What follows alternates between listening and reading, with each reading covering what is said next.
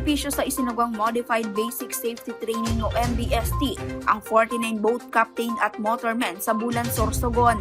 Pinangunahan ng Maritime Industry Authority Regional Office 5 ang pagsasanay sa mahalagang aspeto ng maritime safety, kabilang ang elementary first aid, personal survival technique, fire prevention and firefighting, personal safety and social responsibilities, at typhoon awareness and preparedness.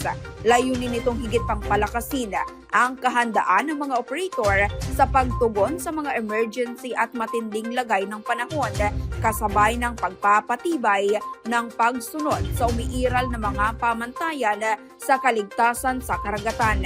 Kasabay nito, nagsagawa rin ng Marina ng mobile registration upang mailapit sa mga stakeholders sa bulan ang pagproseso ng kanilang mga dokumentong kinakailangan sa paglalayag.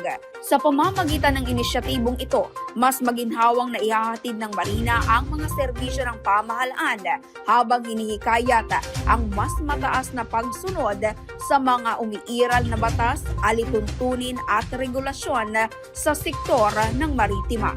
Ito si Rona de los Santos para sa Marina DGTV News on Deck.